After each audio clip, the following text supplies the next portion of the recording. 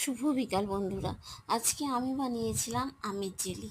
আর আমের জেলি বানানোর জন্য আমি এখানে ভালো করে আমগুলো খোসা ছাড়িয়ে ধুয়ে পরিষ্কার করে গ্রেটার দিয়ে ভালো করে গ্রেট করে নিয়ে লবণ জলে 30 মিনিট রেখেছিলাম। তারপর জলটা ভালো করে চেপে চেপে বের করে দিয়ে দিলাম 1 কিলো আমের জন্য 700 গ্রাম চিনি।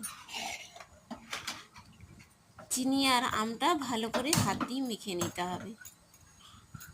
তারপর গ্যাসের ফ্লেমটা বাড়িয়ে চিনিটা যতক্ষণ না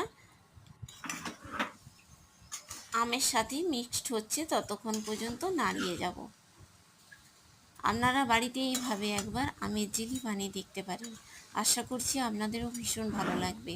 এভাবে আমের জেলি বানালে অনেক দিন পর্যন্ত ভালো থাকে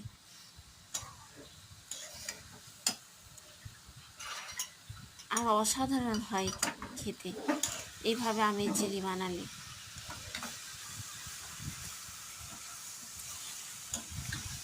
ভালো করে নাড়াচাড়া করে নিচ্ছি যতক্ষণ না চিনিটা পুরোপুরি আমের সাথে মিশে যায়।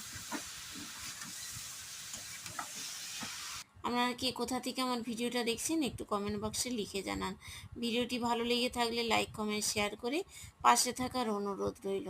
ভিডিওটি ভালো লেগে থাকলে সাবস্ক্রাইব করে পাশে থাকুন। আমের জেলি আমার তৈরি হয়ে গেছে।